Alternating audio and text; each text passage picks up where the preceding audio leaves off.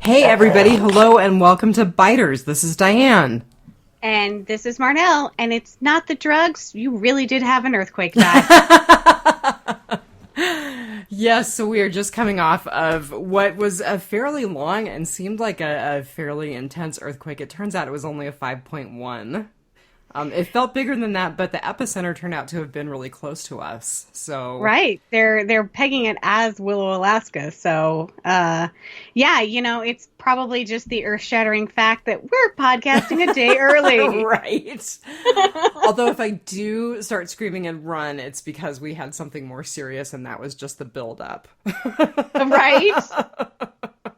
Right? Because, I mean, the 7-pointer that happened a few months ago, so this isn't an aftershock to that. I don't know. I think they were saying that it could be considered an aftershock up to a year after. And Really? it hasn't quite been a year. It'll be a year at the end of November. Oh my goodness. It feels like it's been not that long of time. I feel like it was just a few months ago. You know, it's just been one aftershock after another. So people still talk about it. It's pretty crazy. Right. And I'm sure that I will get texts from family or messages from family going, "Did you feel it?" And I'll be like, "No, I'm literally 2,000 miles away." Alaska's super big. Yeah. We're pretty far apart, even though we saw each other just a couple of weeks ago. Yeah. It was a 2-hour plane ride and a 1-hour car, right? A little over an hour. Yeah. Yeah.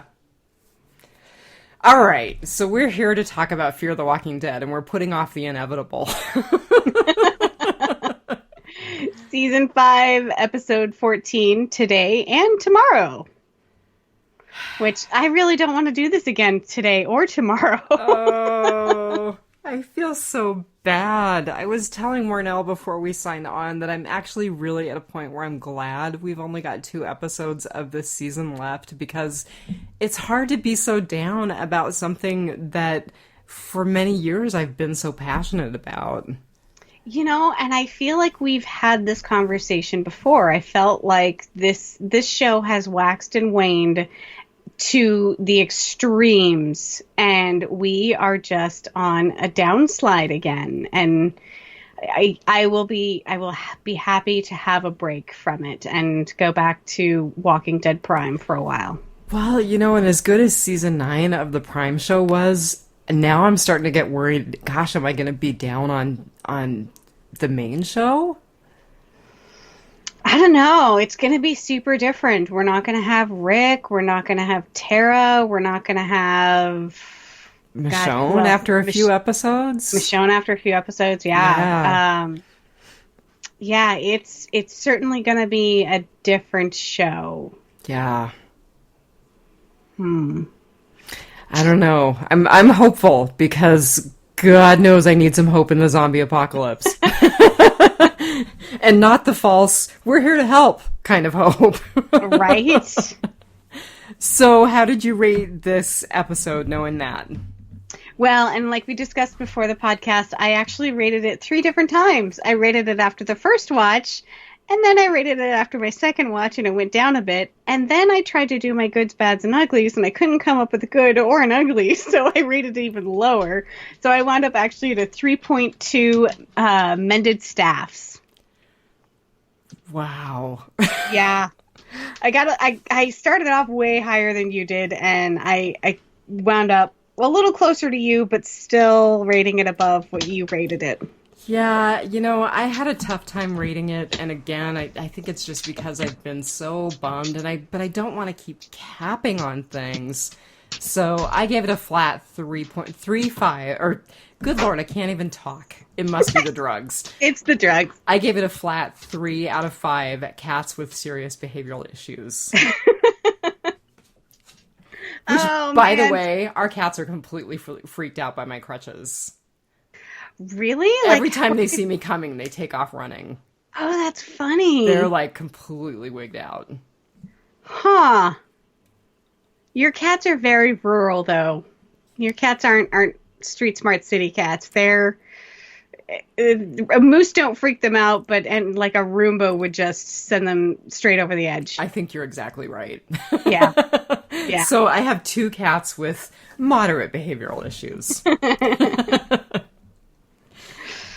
So it was too early for numbers this week. I just checked TV by the numbers, which is where I usually get our ratings, and there was nothing for this episode. I did look just to see what the top 25 in cable looked like for last week, and Fear did not make it into either the overall or the 18 to 49 counts.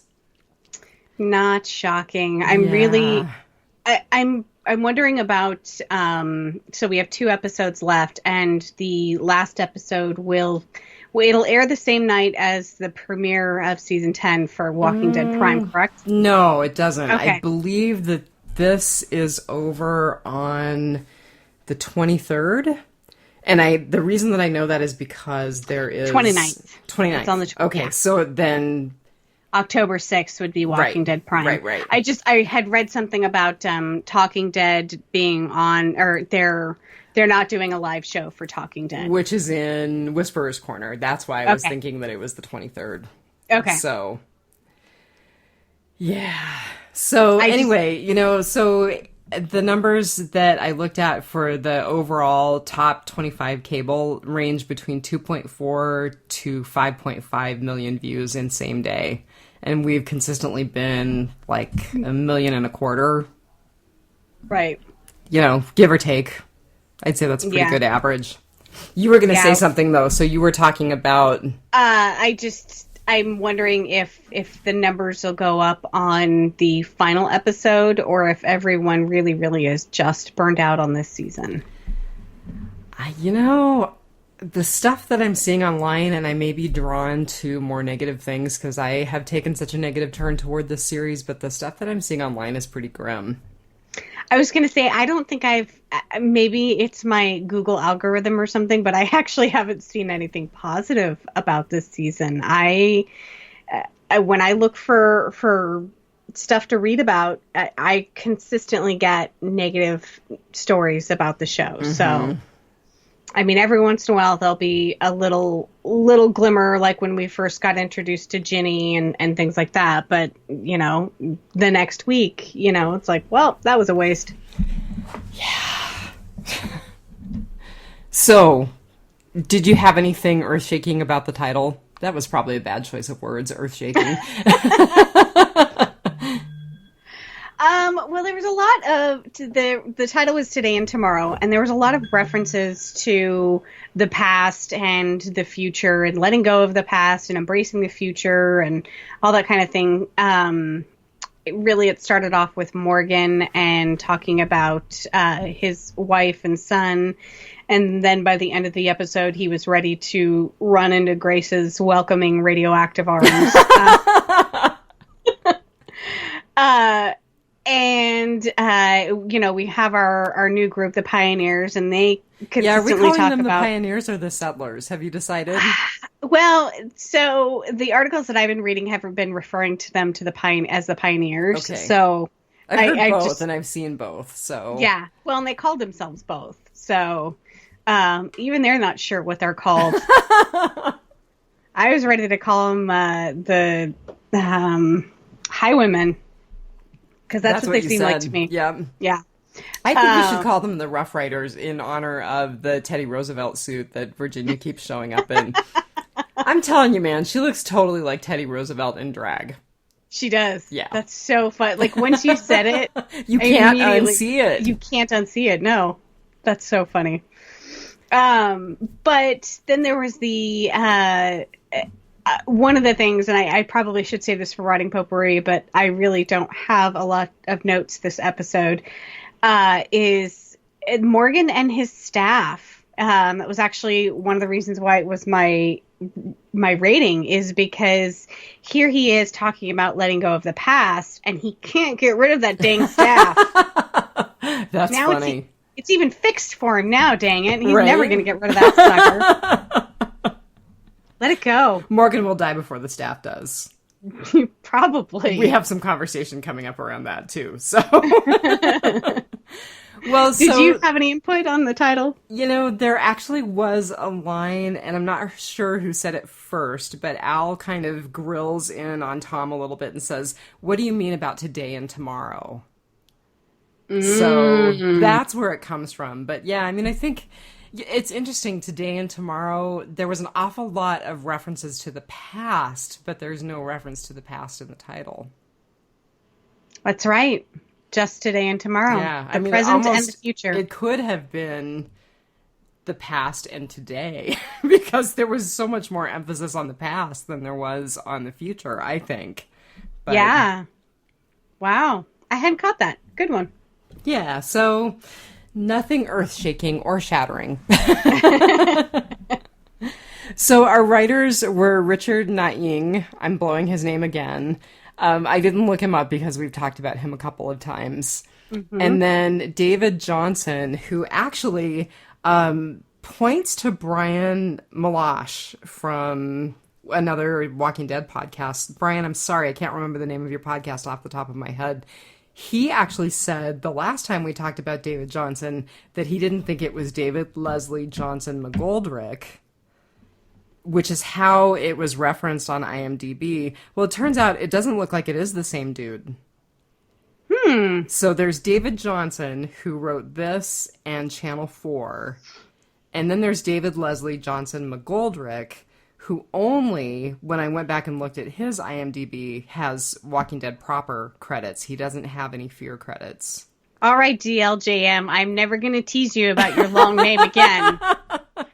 But I'm not going to refer to you as the entire thing, because ain't nobody got time for that. Right. So you're just DLJM now. We're thinking that this guy, who also goes by Dave Johnson, is a different guy.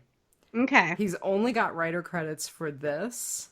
And for the following, and then he's got some miscellaneous crew credits for Fear. So we have a new writer to us. I mean, at least new to us this season. And it looks like he's got staff writing credits this season as well as the 2 episodes that he's credited for specifically. So he's worked on all of them, I guess, is what I'm trying to say. Yeah. So mixed feelings, Dave Johnson. It's been a tough season.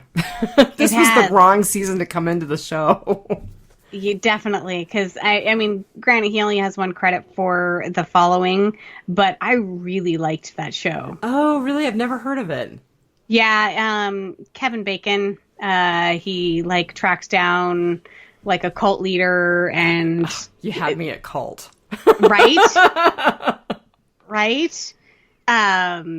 It only aired for, I think it aired for 2, maybe 3 seasons. And it was one of those that was abruptly canceled, so I never got any closure. Okay. But for the time that it was on, especially season 1, it was great. So, the people in this cult are they're like sleeper agents all over. Like when the cult starts to go, the cult leader gets arrested and everything, these people start doing just absolutely heinous things all across the country because they're part of this cult. Yeah. Yeah. It's a pretty good show. Boy, so many good shows get canceled. Right? It's no Fear the Walking Dead, though. Like I said, so many good shows get canceled. Hey, it's what, number 4, number 5? I know, right? For AMC? Right. Okay, our director was a woman named Sydney Freeland. This is the first time she has directed Fear. And she has 13 director credits total. The things that I recognize the most, she has done a couple of episodes of Grey's Anatomy, and she directed an episode of Heathers, the TV series, not the movie. Right. Her first credit was a short called Migration. And she's got a couple of writer credits, including another short called Hoverboard. So, and she looks pretty young. She does. I didn't know her from anything. I, of course, have heard of Heathers and Grey's Anatomy, but neither two of those have I watched. But I did notice that she does have a couple of TV series coming up that she's directing. P-Valley and Impulse. I can't say the directing was bad. I mean, there were definitely some moments that I liked. I think she worked with what she had. It's really hard to tell when there are other issues with the show. Mm-hmm. You know, like, I'm not going to knock the cinematography because the writing was bad, you know? And it's so hard to tell, you know, is it the writing? Is it the directing? I go back to what I've said all season, which is that I think they have a great cast. I'm not laying any of this at the cast's feet. No. So, I don't know. I mean, now I'm like, oh, God, I hope they fish it out in season 6. You know, and like I said, they've done it before. You know, they've got a couple more episodes this season to kind of turn it around. We'll see.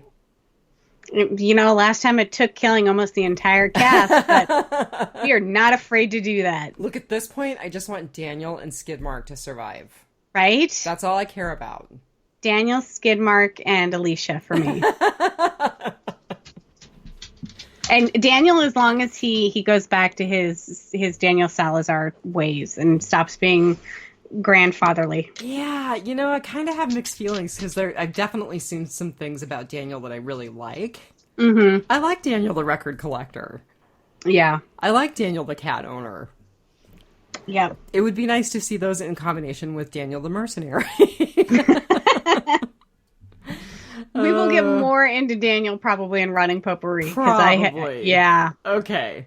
So we kind of struggled to find a featured cast, but we did have a new cast member this week. We did. So his name is Joe Massengale. He played the character Tom, and Tom did not die this episode, so I'm thinking that maybe we'll see a little bit more of him in the future, possibly, especially since he has conflict with the new big bad. Right. Good point. Yeah. So we've had a lot of one-off characters that are now part of our convoy, but we haven't seen much of them. So I kind of wonder if maybe we will, or if they'll just fade off into the background and be random Alexandrians like they are on the main show. But who knows?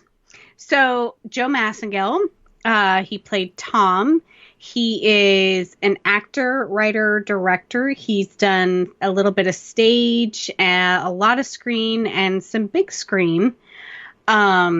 He was born and raised in Georgia. And he graduated from, and I'm going to mess this up,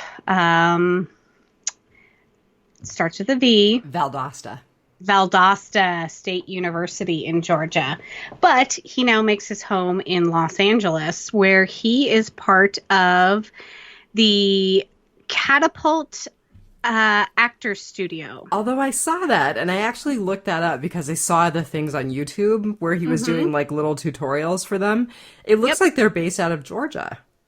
Oh, yes. I'm sorry. They are based out of Georgia. Although he is living in LA. Yes. So you can actually book some mentor time with him at the studio in Georgia to help you. He'll coach you on your acting, your improv, all sorts of things. So does he go and do time in Georgia, or is it online? I mean, you probably don't know. I shouldn't put you on the spot. It looks like you can actually book time. So, of course, the show, Fear the Walking Dead, films in Texas, but of course the main show is in Georgia. Georgia has a huge film industry. Yes. So... and that's his hometown. So I'm sure he gets back there a lot. I don't know how he switches his time. But Yeah. So there's that. He is not very active on social media. So I think his last Facebook post was 2016. Oh my gosh. I know. His last Twitter update was 2018. He was actually on a show that I really like called The Resident. And he had put that out there on Twitter. He didn't put out that he was on Fear the Walking Dead. So, but that wasn't the only. I don't read anything into that about Fear the Walking Dead because he hasn't done anything on his Twitter in like a year. The last post on his Instagram was in June, so he's not very prolific on social media, but on his Instagram he does have some really adorable pictures of his family. It looks like he has about a bajillion kids. And when I say a bajillion, I mean 4. But that's a bajillion to me. I like a bajillion. That works better right? for me. They all look just like him. It's so funny. So yeah, he does not have a lot out there. You can follow him on Instagram at, excuse me, Mr. Joe Massengill. And on Twitter, he is Mr. Joe Mass. So okay, you're not going to get much. He doesn't. So if you want someone to follow who doesn't clog up your Twitter feed, there you go. Right? And maybe if he gets more followers, he'll post more often. Like I said, I don't know if he's going to be on the show anymore, but he didn't die, so that bodes well for his character. Or maybe it doesn't bode well. I guess it depends on how you see the show at this point. So he has been in a ton of stuff that I recognize. One of his first credits, of course, that I recognize that I didn't watch, but you did, is Glee. Right. So he had a little small part. He was jock number 1. So he was in a short called Hound Dog, and I believe he actually directed that. I'm sorry, no, he didn't direct it. He won an award for it. And I'm not going to be able to find the award. Darn it. I have too many tabs open. He was on a little show called Heart of Dixie. Have you ever heard of that one? No, I was curious about it, though, because it's spelled Hart, not heart, like as in your heart. Right. I didn't actually watch the show. For some reason, it always like came up as an advertisement for me. Maybe it's because of all of the actresses in it that I like. Rachel Bilson and Jamie King were in it. Wasn't Jamie King in The Lost Boys? Is that where I recognize her name? No, that's Jamie Gertson. No. Sorry, really dating myself there. Really. You'd probably recognize Jamie King from Black Summer. She played Rose. Right. Okay. Yeah. Which I still can't figure out. So I got into a long conversation with the other Real Housewife. She loves Z Nation, hated Black Summer. I'm like, that is I don't so get weird. it. I totally don't get it. Yeah. Sometimes I think she was adopted. But then sometimes she's so much like us, I can totally see it. Right. He was in an NCIS. Yes. He was in *Halt and Catch Fire*, which is his he was AMC link.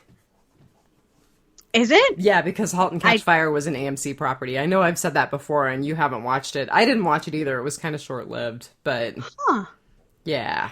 He was in *A Good Day to Die Hard*. Mm-hmm. I recognize that, of course. Was that the second one? I don't remember. Wasn't the second one *Die Hard with a Vengeance*? Oh, maybe. Again, dating myself.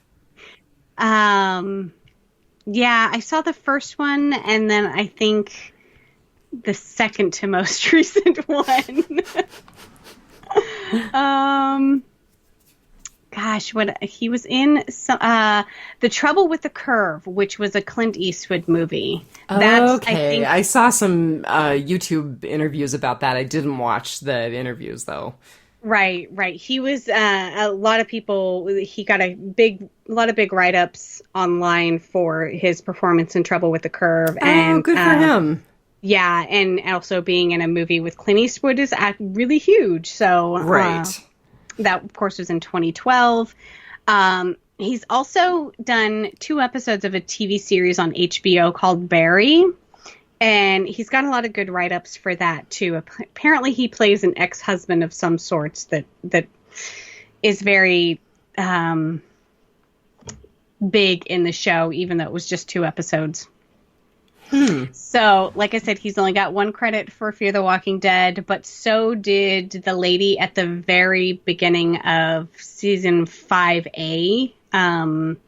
The found footage episode, but she has also been back in an episode here and there. So Right, that's Tess. right. Yeah. So maybe we'll see or hear more from Tom in the future.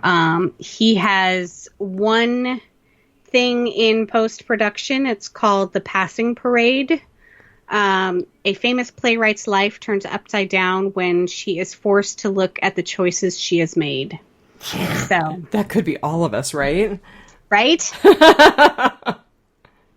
So that is our featured cast member, Joe Massengill, who plays Tom. So I have a couple of things I'm going to add. So first of all, the very first thing that comes up for him on YouTube is a totally juvenile but hilarious rip on his last name that TMZ did.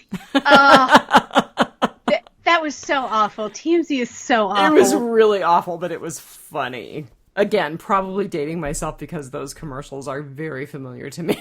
Yes.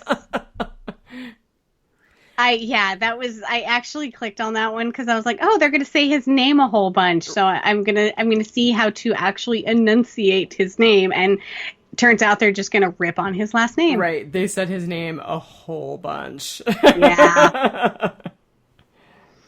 The other thing that I was going to say is actually when I was reading about him being a playwright, because he actually got a couple of plays produced for a small evening called, actually, I can't remember what the evening was called, but it was for a group called StageSceneLA.com.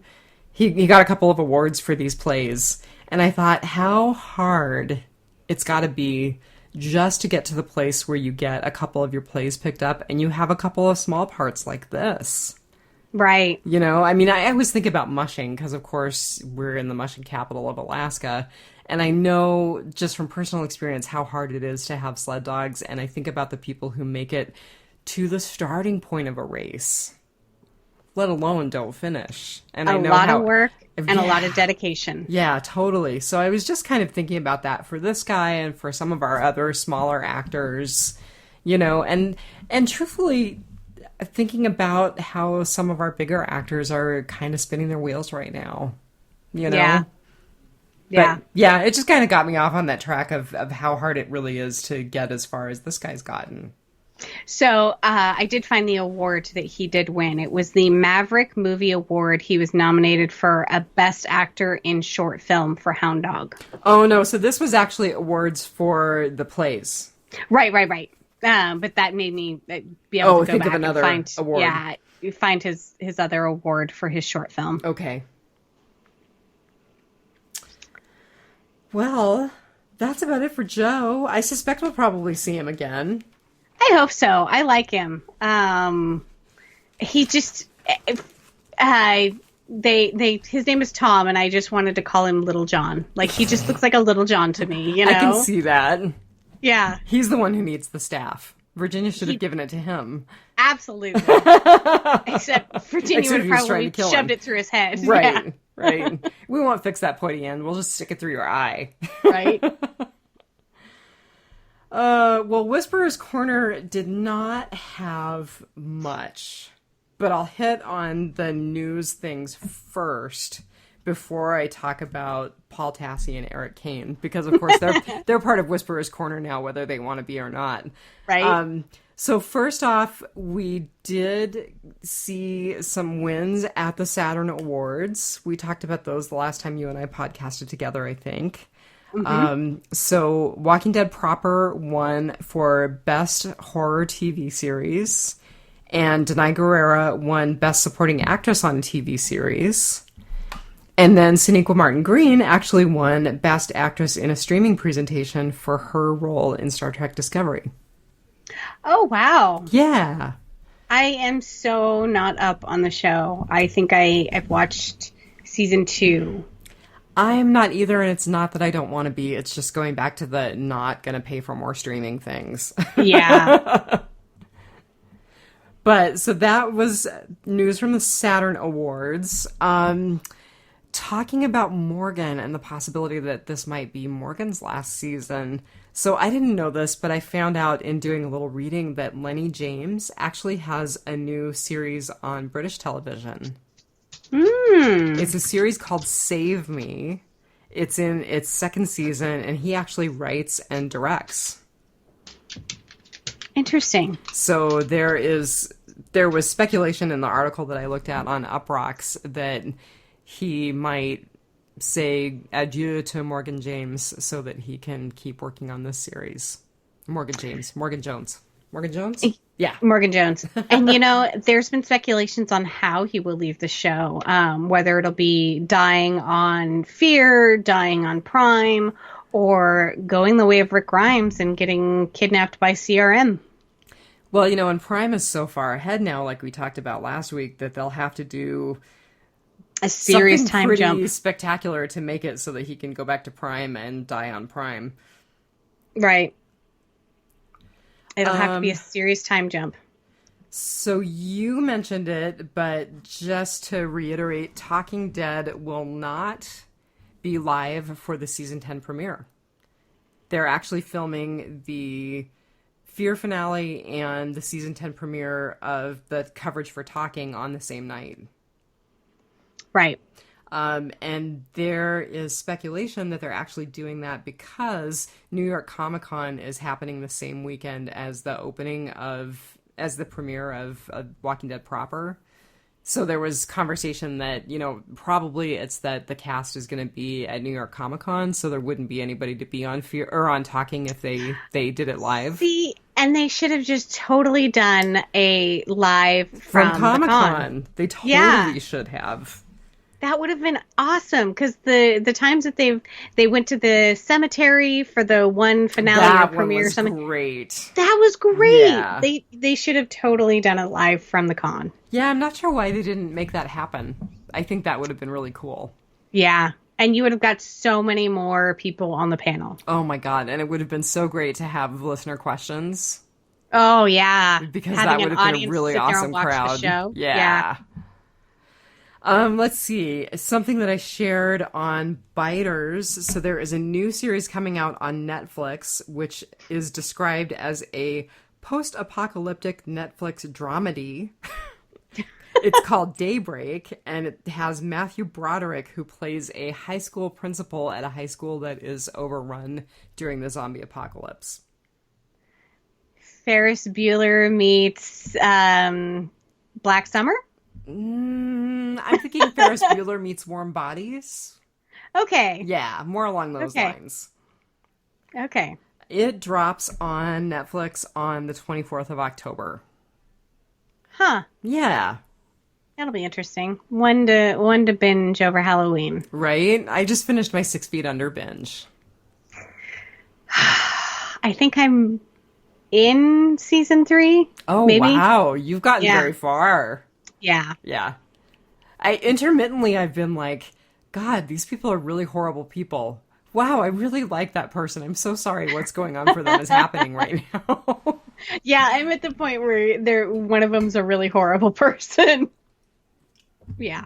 It comes and goes. It does. You mentioned this, but just to cover this in Whisper's Corner as well. So Paul Tassi wrote about Talking Dead asking for questions on Twitter for Ian Goldberg and Andrew Chambliss. It did not go how they expected. No, they totally got trolled. So I just wrote down a couple of the questions, but it sounds like this was pretty much the tenor of the Twitter feed when that was out there. At Kevin RF45 wrote, "What does it feel like to ruin a show that was amazing?" At Even Steven YT writes, "Are there talks behind the scenes about removing these two clowns of showrunners?" Oh. That's just some of the feedback on Twitter. So basically, Twitter had a field day with Talking Dead's request, but it was not pretty. I was going to say, if you go and read the article on Forbes by Paul Tassi about it, he posts numerous ones, including those two, and he even says he didn't even get into the personal ones. Oh. So, yeah, those were just the ones that related to the show. I think he said that, like, he did a quick count and there were, like, 2 positive ones. Right? Yeah.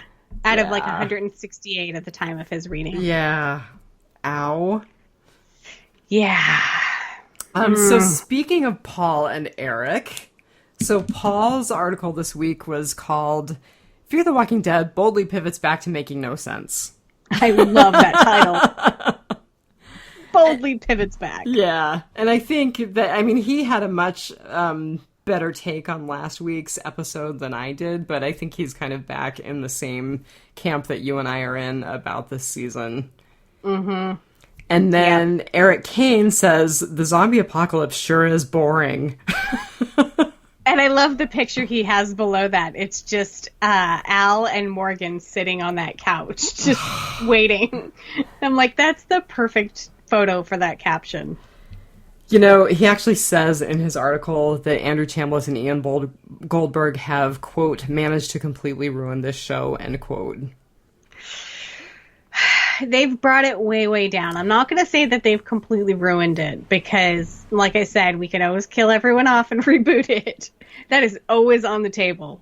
I just can't believe that the guys who did last season, like, are having such a hard time with this season. You know?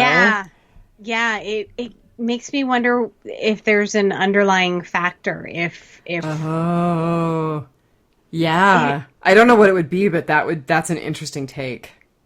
You know, if this is sort of studio driven rather than the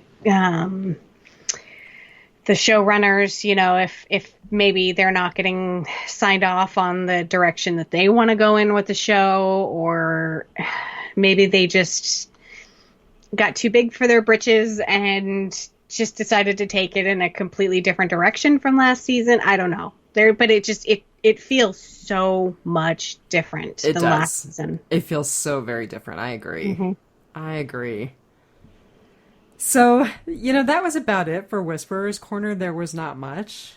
No, there wasn't. What I will say before we launch into our goods, bads, and uglies, because I wanted to share this. So I was kind of skulking around looking for something to get through the last couple of days of being off work. I go back to work tomorrow. And I found this series on Netflix called Glitch. Have you seen it? No. Oh, so it's an Australian series. There are 2 seasons out. The final season is dropping at sometime next week, like on the 25th. And it's basically about a group of people who suddenly come out of their graves in this small town in Australia. They're not zombies. They're, like, totally intact and healthy. Weird. But all of a sudden, these people just come back to life. And some of them are a couple of years dead, and some of them are a century dead. Oh, wow. Yeah, it's really interesting. Huh. Really well acted, really gripping. I'm enjoying it a lot. So I binged Unbelievable. Oh, I heard that was so good. Oh man, it's really got some heavy content. Yeah, so... a friend of mine said if you have anyone in your life who has a sexual assault history, or if you have a sexual assault history, that just be prepared that it could be really triggering. Yeah, and it is based on a true story. Yes, that's what I heard. Yeah, and it is the most messed up true story. Like you can go, I think there's a Vanity Fair article. You can go and read about the true story. It's very, very sad. But it is done so very well.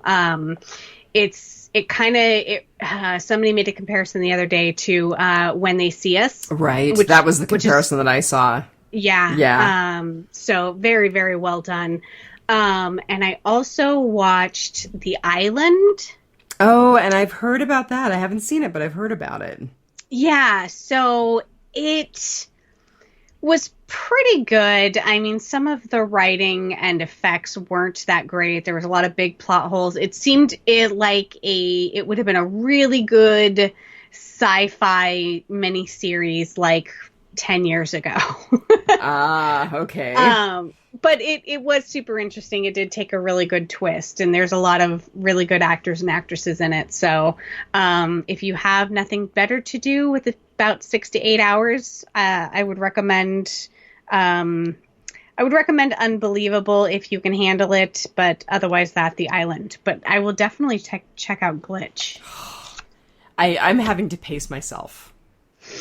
I'm shocked that Netflix hasn't recommended it to me. Yeah, I could sit and watch it and watch it and watch it. I'm having to take breaks and pace myself because it's really good. Very cool. I did try to watch The Good Place and Raising Hope. Oh? I'm kind of lukewarm on the both of them. I'll probably continue to watch them, but I think I'm just not in the mood for comedy. Yeah, that could be it. I think that's part of it. I haven't watched The Good Place. You know, it's a funny premise. So basically this person dies and should be going to hell, but doesn't go to hell. A mistake gets made. And so now she's trying to figure out how she can keep that mistake from getting discovered. Oh, man. I feel that way all the time at work. I'm like, why have you given me so much, authority and power? If you only knew how much of an adult I'm not. Right. I totally get that. Anyway, so those were just my TV binges. I don't have any new podcasts to recommend this week. Yeah, you have them making the drive to and from work every day. Right. That'll start up again tomorrow, but I'm not driving for the first week or so. Oh, that's true. Yeah. Not quite there. I'm at 50% weight bearing on the operative side now, so I could possibly drive, but it's pretty hard to get all my stuff in and out, still being on crutches. So I'm just glad you're not going through this in the dead of winter. Oh, that's why I chose the timing that I did. Yeah. Yeah, having an extremity limitation in the wintertime in Alaska is not the funnest thing. Having an extremity limitation anywhere in the winter, bad thing. Yeah. Yeah. All right. Alrighty. So let's get into our goods, bads, and uglies. And I told you that I had a really, really hard time finding a good. So the only thing that I can say good about this episode is that we are finally rapidly building towards something. Oh my God, that's so funny. I have nothing good to say about this episode except it moved us forward toward the end. And that's exactly because we have been chasing our tails all season 5B at the very least. So, we got to see a little bit more of Ginny and the Pioneers, and kind of what they're all about. I still don't quite understand what they're about and how they're evil, other than they'll just randomly kill people that they don't deem to be useful. But yeah, we're finally gonna all be together again at one point, moving in a solid direction, even if that direction is away from the Pioneers. But that's really all I can say good about this episode. I mean, there were some fun little moments that I can talk about later. But just overall, that was the only thing that kept me positive through this episode, is seeing the forward momentum and then seeing the next time on Fear the Walking Dead. Okay, I'm actually fairly sure I should have rated it higher, because I actually had a good. But before I launch into mine, tell me about the trailer real quick, because I didn't get a trailer with my recording. So, it looks like our I think all of us come together. I don't remember seeing Alicia or Charlie, or I mean, they probably were there, but it didn't focus in on them. It looks like we finally get to a point where we have a larger confrontation with the pioneers, and we're kind of in a dire straits situation, and there's a lot of tension, and yeah. So, finally some confrontation with villains. Real confrontation, as in, like, somebody might die. Probably not, but they might. And Grace is super, super sick. Oh. Yeah. A lot of things online say it's probably just a misdirection, though. So we actually got some feedback from Thomas O'Mara, and he was like, I'll be really mad if this is just... More than heartburn? Them saying that she's got a cold, you know? Yeah. So what was your good? So my good was the Daniel and Grace show. So I actually really, really liked their very brief rendition of that Traveling Wilburys song. Karen David has a great voice. So I guess they both sang in Gallivant? So I don't think he was on Gallivant, but she sang in it. He actually has a long singing career. Okay. Yeah. Yeah, I knew that they both had done singing before. Yeah, he was actually pretty well known for his singing, and in Latin America, it sounds like long before anyone knew him as an actor.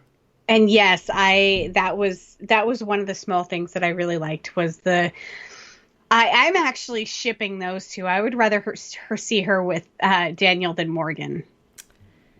Well, she may not end up with anybody at the rate we're going. I was even like, is it going to be Granule? Is it going to be Dace? Like, what's their ship name? Yeah, that was very cute. Yeah. And the music was good. I just basically wrote, I could have listened to them singing for an hour, and that would have been an hour well spent. Just them talking about records and Skidmark. Like, yeah. Yeah, it was kind of neat listening to Daniel talk about how this cat was, for a long time, the only thing that kept him going. Yep. Yeah, I don't know how the show would have gone without the interjection of those two's, kind of little interludes. You mean if it had just been the Althea and Morgan show? Yeah. Yeah.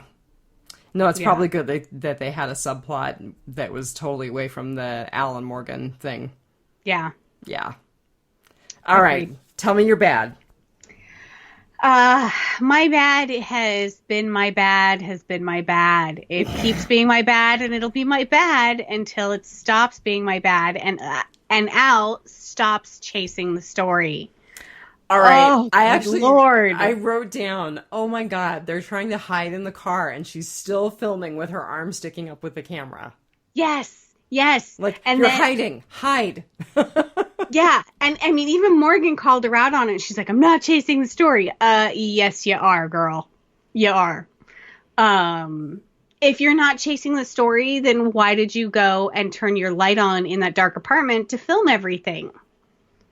Because you were totally going to get caught that way. Right. And, filming when they're hiding in the van and lugging around 50 pounds of equipment everywhere. Like, stop chasing the story. Just stop, and she's chasing the story. She wasn't chasing Isabel. She was, but she was getting the story at the same time. Well, and I thought it was really interesting that even Morgan was like, promise me you're not just going in there to chase a story. Right? And even Morgan is sick of her chasing the story. Yeah. And I mean, legitimately, she is like, oh, I'm not just going in there for that because I'm looking for Isabel, but she's still chasing the story, and it still bugs me. Like, she's going to get somebody killed. She's going to get somebody captured. Like, it's happened before. It'll happen again. And we're wasting time and resources on her batteries and her tapes and her running around, getting in trouble, chasing the story. So stop chasing the story. I really, really hope this is the final season for that. Maybe Al will die. I'm not wishing that on Maggie Grace. I really, really hope not, because I actually would like to see her have some, and this is the wanting the happy ending for me. I would really like to see her meet back up with Isabel, but again, in the zombie apocalypse, that's not always going to happen. So I'm okay with it not happening, but they put it out there. They did the bottle episode with those two, and they put it out there. So I wish it would circle back around, and maybe it'll stop Al from chasing the story if she has something else to chase. Oh, that's a good point. Mm-hmm. And a funny point. Oh, so what was your bad? So, I'm going to get really down here. I really hate the character of Virginia. She grates on me. Oh my god. So I just remember all of the complaints about Negan. Everybody was like, oh, he's so over the top. He seems like he's such a comic book character when everyone else is so serious. He's a cutout. There's no dimension, blah, blah, blah, blah, blah. I was totally okay with Negan. And maybe it's because I had the comic book background with Negan, so I got what I expected. Right. All of those complaints times 10 about Virginia. She just doesn't fit. She seems so comic booky and so, hokey, and there's such a gimmick. And she's really annoying. Okay, so that was actually my ugly. So when she's like, spaghetti ain't simple, I'm like, yeah, spaghetti's totally simple. Spaghetti's pretty damn simple.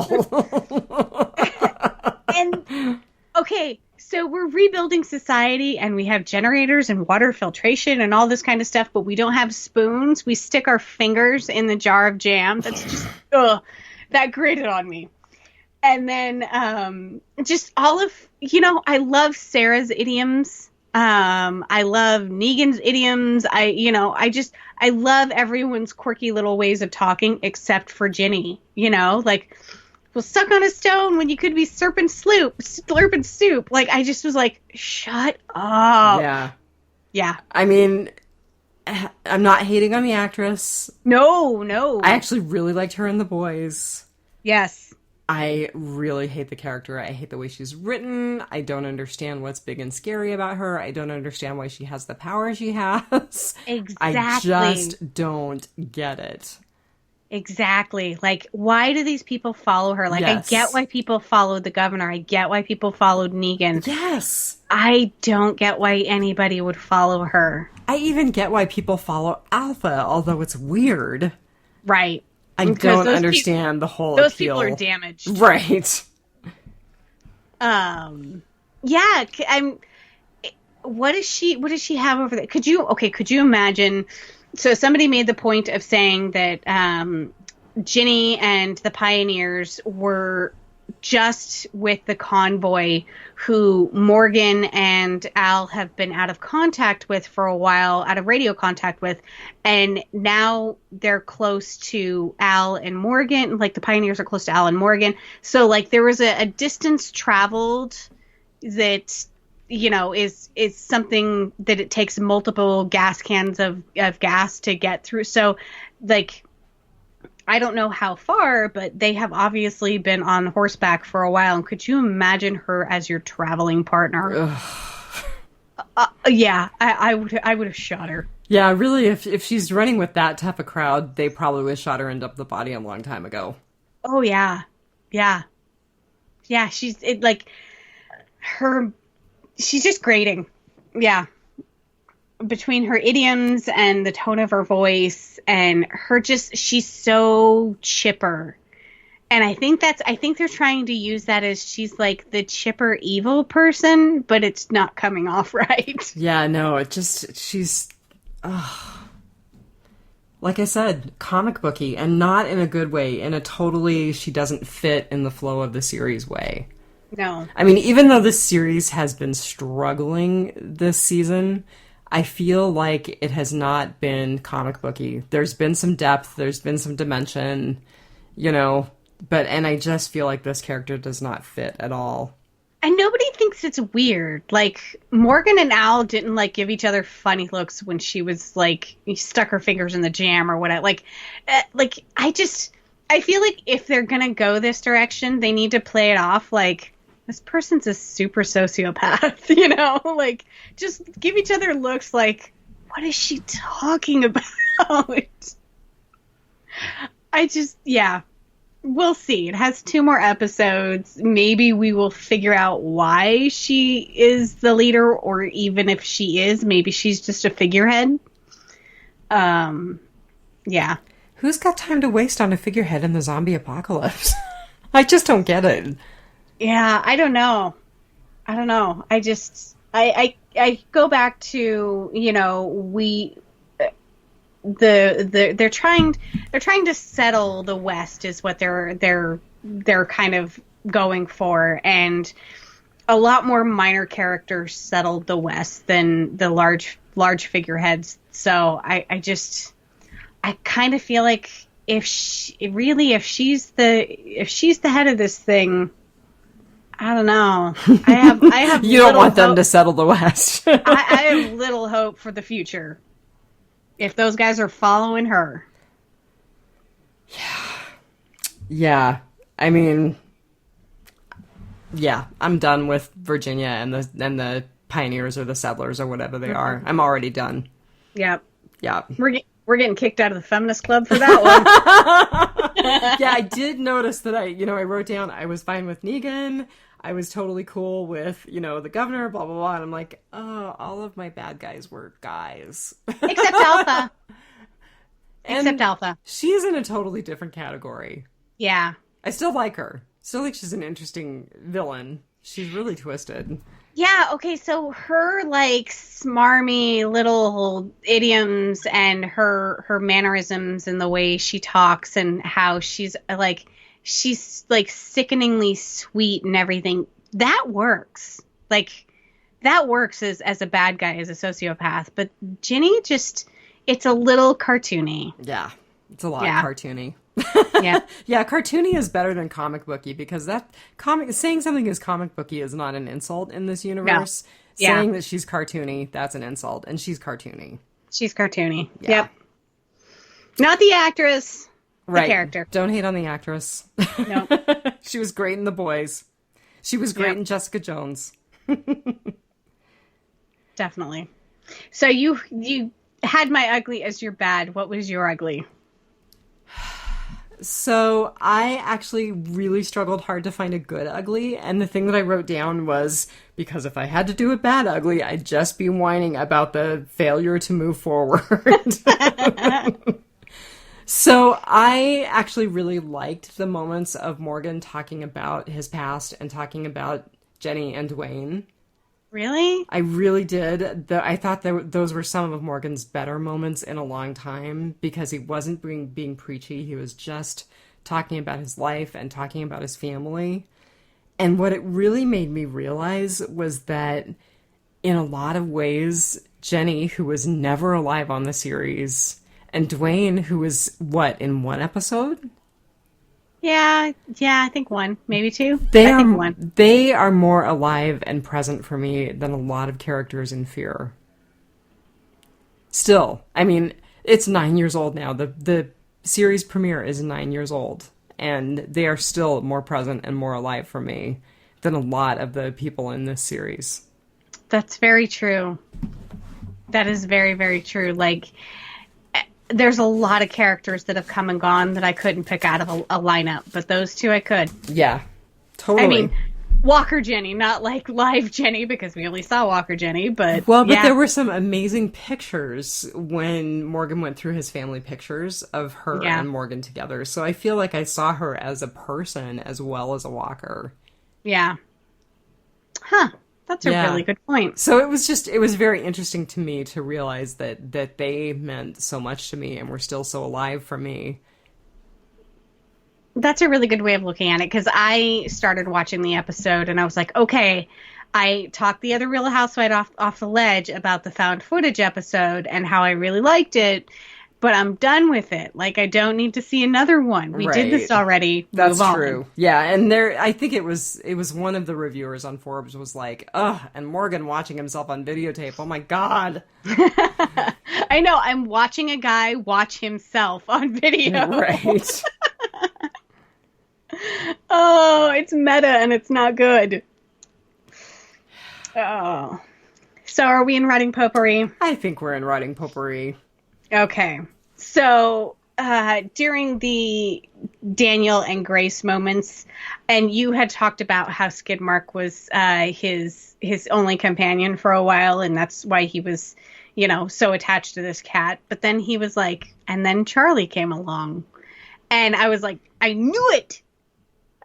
She's Ophelia too. Mm-hmm. And like, I just have this picture, and I don't want Salazar to die, but I just have this picture of him like dying, and like she's like at his side, and he calls her Ophelia. Like, I just like he's got kind of a second chance at a daughter again, and I wanted that. I see it going forward, and I'm really happy that was just sprinkled in there in this episode. Maybe that should have been my good. See, you did find a good. You just didn't write it down. Well, yeah, I didn't write it down. Or you were saving something for writing potpourri because you wanted to have something for writing potpourri. Right. And it remains to be seen. I mean, our cast gets so spread out all of the time that those two haven't really had... they had the one episode where she breaks into the warehouse, and then they had the episode where was it the same episode where he was riding in the car with her and she knew the singer? I can't remember, but they've had brief moments, and I would really like them to be more of a duo. I would like to see more of them go out on side adventures together than, and I really enjoy Grace, but apparently she's spoken for her, so I can't ship those two. I want to see the Daniel and Charlie show. And Skidmark. I just want Daniel to stick around. And I hope that he gets some of his edge back, but I hope he keeps some of the things that we've seen this season. That's actually been something that I've liked this season is some of the stuff that they've done with Salazar. Yeah. Could you imagine the old Salazar running into Ginny? He would have been shaving her flesh off 2 episodes ago. Oh my God, that's so funny. I was thinking he would have dispatched her more quickly, but no, I like that. That's good. I had totally forgotten that he had that particular skill set. Right? Yeah. Oh. Now, how did we go from that? Which, granted, we were kind of not on board for the first couple of seasons. We were intermittently on board, but how did we go from that, which was gripping, grim, interesting television, to this? I don't know. 4 seasons in between? New showrunners. Yeah. The loss of Madison, which I pine for the times that I complained about Madison. Right. I agree with you. I mean, I actually wrote in my writing potpourri, is it just that we're done with the zombie apocalypse? Are we done? Is this story tapped out? I don't think so. I don't want to be. Yeah, I don't want to be either, and I don't know if that's just me clinging and, like, really truly needing to let go of something. Yeah. Like, I finished the rewatch of 6 Feet Under, and I was like, they ended it at the right time. They ended it well. It shows me that things need to end before they're dragged down into the grave. Yeah. Yeah. I agree. And everything has its time. Everything comes back. I mean, we did vampires. We've done zombies, There was even a time where we did werewolves. And, like, every monster has its comeback. And it may be time to put zombies back up on the shelf for a little while. To put them back into the grave for a bit. Right? Oh, back into the coffin. So, did you figure out what they were trying to say with the title card? I didn't. Okay. I didn't either. And I was like, oh my god, I better get my walker. I'm just so old. This is too dark. It's too dark.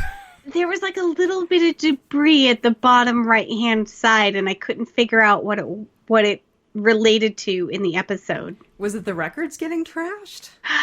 That may have been it. I mean, I couldn't even see that. I would have needed to, on a third view, which a third viewing is not going to happen, walk up and stare at the title card like inches away from the screen. Yeah, I didn't glean much from it. I couldn't either. figure it out. We'll just say it was the records. Sure. That works for me. And I have a big problem with that whole scene with Grace and Daniel and the records and everything and the zombies coming out. Okay, tell me. So one comes out of the woods, and okay, Daniel goes up and stabs it in the head and everything. And Grace sees the other ones coming out, but she's just standing there. She's not going to like go and stab one in the head. She's just standing there where the records fell. And then one kind of comes up and slips on the record and everything, and she's like, oh, I better do something. And so she starts stabbing him, but then Salazar runs back and is trying to pick up the records. Meanwhile, like, there's like 10 other walkers coming out of the woods, and you can hear them and you can see them. And what are we doing picking up the records? I was annoyed. I just, I looked at that scene and I was like, not scared. I'm not scared of these walkers. They're not scary. No, and these are walkers that you could out-skip. Like, you don't even have to run, No, you just kind of have to push them over. Yeah, and they were coming out at a pace that, you could just go around and poke them in the head and, you've killed 24 of them and you're fine. That's what started my written, are we done with the zombie apocalypse rant? Because I was like, these walkers should be scarier, and they're not. Yeah. That and my age-old trope of how do walkers sneak up on you in the woods? Like, it's barely fall here in Juneau. I mean, we're still having days in the mid-60s, and we've got a few leaves on the ground, but my dog's going through the backyard is so loud.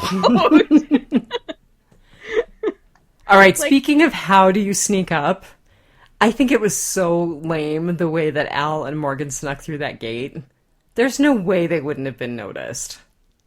Okay, so why did the guy on the horseback, when he first went into the gate, he stabbed the walker in the head, and then he was like, we're all clear out here, and a guy comes from like 1 foot behind the gate. Why did he have to radio that guy? He could have just called out to him.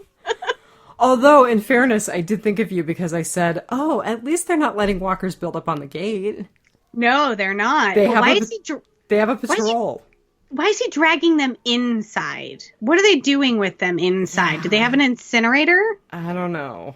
Yeah, because like you would want to maybe pile the bodies up in a pit outside to burn them or whatever. Like why are you dragging them inside? Weird. Right? So is Tom gonna find his sister? I don't know. Maybe they'll take us down that rabbit hole next week. I don't know. Yeah. Oh, by the way, I was totally right about a map with keys. I saw them in this episode and I thought of you. So they were drawn onto Logan's map, and then on this episode they had legitimate little like old-timey keys. Keys hanging, yeah. Yeah. And there were locations that were circled that didn't have keys affixed to them. So the locations that they showed the names of that had keys attached to them were the location that they were at, which was Paradise Ridge, and then a place called Super Lanes, which obviously is probably a bowling alley. So the guess that I read online that I agree with is the places that have the keys are the places that they are in control of, that they have taken over and are part of their settlements. That makes sense. And the places that are circled are places that they are going to try and resettle next. Okay, that completely makes sense. Yeah. So, did you read some of the stuff that was in on the wall? The inventory and everything? No. It was funny because she offered them apricot and strawberry jam, and then like no spoons or anything. And I noticed on the inventory they had 12 pallets of crackers. Like, give them jam and crackers, for God's sake. I mean, if you want me to join your little future club, like, show me that you still have, like, manners. Right, make it palatable. Right? Just jam. We're all just going to pass the jar around and stick our fingers in it. At least make a jam with a spoon. Surely there's a spoon in Pine Ridge? Not Pine Ridge. Paradise Ridge. Paradise Ridge. Yeah. Pine Ridge. Oh, my God. Just like, oh, man. Like, this is how viruses spread. I'm sorry. And everyone in all of fear gets wiped out because of Ginny's fingers in the jam. And right? That's the reboot. No double dipping. So explain to me why they wanted to kill Tom. I don't understand why they felt like they needed to depose Tom if the settlement was already failing. It's not like he had tremendous power. So it's not like he was fighting them. I really wish I could explain it to you, but I don't understand it either. I mean, it's the same as, like, why did you just off Logan and all of his crew? Like, you didn't have to do that. Yeah, it just didn't make any sense. No. And wasn't there somebody else that... Oh, you know what? Was that Tom's sister that they found at the end of the prior episode where she's like, no, you don't understand. They're going to be looking for me. Oh, I'll bet that was Janice. Oh, good one. Yeah, I'll bet that was Janice. So Tom and Janice are going to meet up again. I don't even remember. That was the girl who was going to potentially kill herself. And she got saved by Wes. Right. Oh, she's about the right age. Yeah. Yeah, no, that's good. Good catch. Oh, well done. That just hit me. Because I'm like, wait, we had somebody else who was like, no, don't let him find me. Yeah. Very good. So maybe that will shed some light on, like, where the evilness of the pioneers come from and why they just want to kill people if they're not meeting their quota. Like, I mean, I heard Amazon was tough to work for. Dang. Yeah, it just didn't make any sense to me. No, it doesn't. Maybe it will, but it doesn't right now. I was noticing that Grace was listening to Don Quixote, and I thought I should do a deeper dive into that. I did not. I will admit that completely outright. But, you know, there's that whole thing of Don Quixote tilting at windmills, and I kind of wonder if that's not a metaphor for what our group is doing. How do you mean? Just the whole kind of taking on something that you can't really accomplish or doing something that's kind of futile. Okay, that explains it. I mean, leaving all of those boxes for people is kind of tilting at windmills. And it's kind of futile. Yeah. I mean, it would be one thing to reach out to people and be like, you know, Channel 4, if you need some assistance, we'll come and bring you in. But to just leave supplies on the side of the road, yeah, I don't know. I will say I wrote down that I liked Morgan talking about Dwayne being a terrible baseball player. I thought that was really, that kind of humanized Dwayne a little bit more even. Yeah. Yeah. It was one of those things where the father really wished the son had been better at sports ball, but the kid loved comic books. And ultimately, dad still loved him, you know, even though he wasn't an athlete, you know. Probably would have been the type of father that would have gone out and bought him comic books. Yes, absolutely. Yeah, that was cute. I also liked that Morgan, like, really understood that Al had something that was driving her beyond just chasing the story, that he really did figure out that the whole Isabel thing was going on, even though he didn't have a name or a situation to put to it. Right. I feel like there was more of an urgency than her just getting the story. And he picked up on that. And then she Speaking of, kind of called him on running from something. oh yeah, yeah. Well, and she helped June through running from something. Mm-hmm. So our group has their own head shrink. Yes, I noticed that, and she urged, or I mean, I noticed that Virginia urged Morgan to use theirs. That's where I was kind of going with that. Yeah, yeah. So speaking of Al and having more than just the story, do you think our group is some branch of CRM? I've seen some stuff online where it's like the wording of the only the future matters type stuff. Our group, as in our survivors, or no, the settlers, the pioneers, the pioneers. Yeah. Well, Virginia denied it outright, right, but and it doesn't make any sense to me that CRM would be using something as, I don't know, as low rent as the settlers. Yeah. I just the things that have online that have pointed out how similar the phrasing is in their little spiel. And that's what got Al. That's what got her dander up. So I don't know.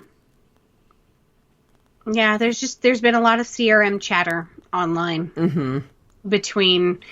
Is Rick coming back in season 10? No, he's not. Let it go. Not at all. Yeah. And will Morgan be taken by CRM? And will we ever see Isabel again? And is Ginny's group part of CRM? I've seen a whole bunch of stuff on CRM online. And some of them made a good point about the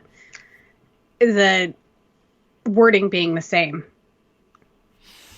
I think it was just a misdirect, though. Okay, I can see that. I'm totally in the it's a misdirect, let it go. But we'll see. They have surprised me before. Anything could happen. Like this whole season has surprised me, and not in a good way.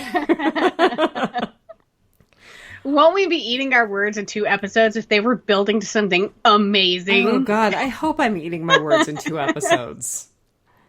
I hope I'm eating my words in 2 episodes. I would like to come on with the season finale and say, I am so sorry. This whole season was absolutely worth it.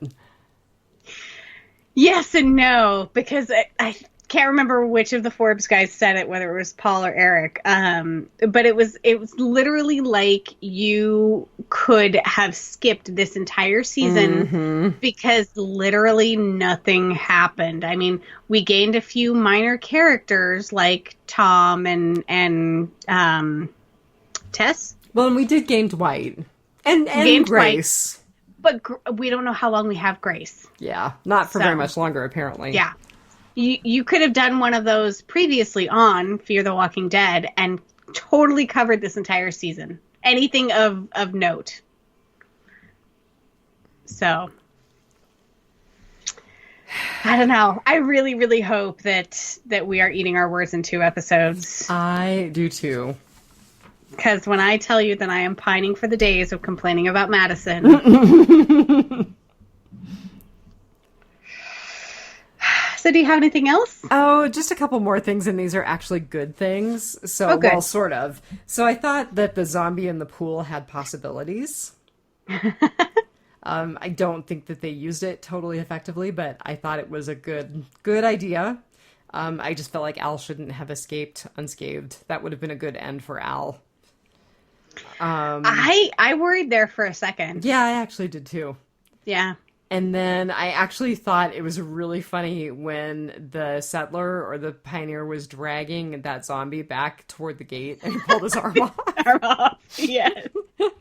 That was super funny because that's legit. That would happen. Right. Like more often than you'd think. Totally. I have a little bit of feedback from Thomas O'Mara. Let me get to it. Is he trying to talk us off the ledge? He's trying to talk us off the ledge. So this is about last week. Number 1, they knew how to refine oil because Polar Bear had people there that knew how to. Logan made a point of pointing that out. Okay, I missed that. That's fair, Tom. Still, I had no idea refining oil was that simple. Like, we pay companies billions of dollars in tax credits in this state to refine our oil for us. And if it's that simple, I'll go out there and do it. Right? Pay me $1 billion. And you're not joking, it probably is close to $1 billion. I can't remember how many billions it was for tax credits for the oil companies this year. I seriously think it was like 9. 3? I feel like it was like 9. Oh, yeah. All right, number 2 from Thomas. Althea, being a journalist, would know how to edit video with equipment that they pointed out episodes ago that they scavenged from an electronics store, and it's very easy to edit from a small tape to VHS and then copy VHS to VHS. Okay. I will stand corrected on that one. I have not, because that has been a big bone of contention in this household. Is they have to have the camera basically that will play the mini tapes hooked to a VCR that's hooked to a TV in every single place that they are leaving these tapes. But if they are transferring them to VHS, I will grant you that. That's Tom's point. So, okay, I'm willing to take that too. I don't know where she finds the time, but I'm willing to take that too. Of course, the zombies are not dangerous or scary, so she doesn't need to worry about them.